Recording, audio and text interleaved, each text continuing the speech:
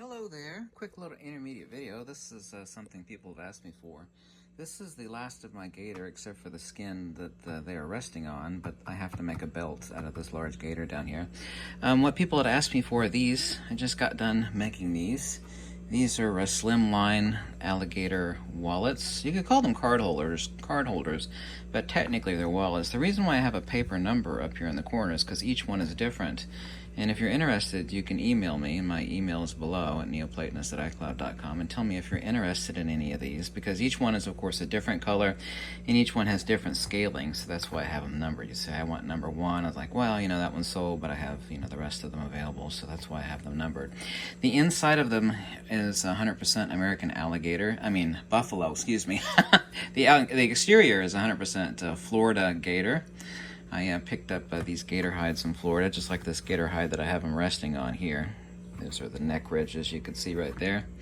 The interior is American buffalo. There's a total of 6 card slots. Total of 6 slots. There's the 4 card slots on either side, and each side actually has a pocket for sticking your cash. So these are basically like hybrid wallet, hybrid/card holders. They're very slimline, except for the last 2, which are more beefy.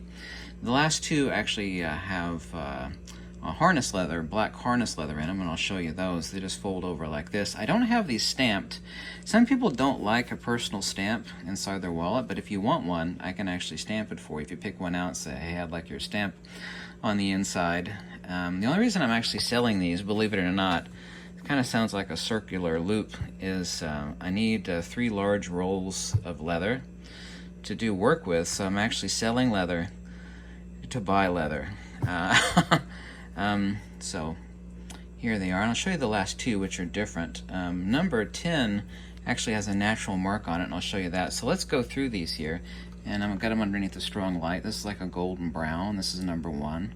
Like I said, all of these except for the last 2 are lined with American buffalo or bison. Here's number 2, which is black. Okay. Here's number 3, which is a golden brown.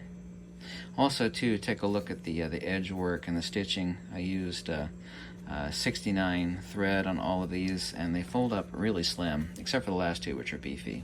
So very nice. I haven't put a finger crease in these. Anybody could do that, including yourself. I haven't creased these. This is number 4, which is a slightly darker golden brown.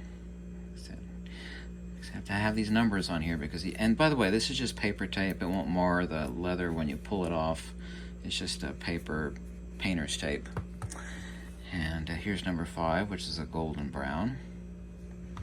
And I feel like I'm remember that shopping network that used to show jewelry on what was it called again? Number 5, which is black. Number 6. Excuse me. Hello, number 6, which is black. There we go. Number 7, golden brown. So these numbers stay on here. You tell me which one you want. This is actually tail scale. The type of scales that are on this, that is actually the tail of the alligator. For example, number 6, this is belly, and this is the side of the belly. So I know what parts these came from. This is also 2 tail scale. Number 8, golden brown. These round spots, those are actually also 2 scales that form, like the gator could have had a minor injury or a defect in its scaling on its tail, and it'll grow in a circular scale. So that's perfectly natural. There's 3 of them on this, number 8. This is like a light golden brown. Number 9.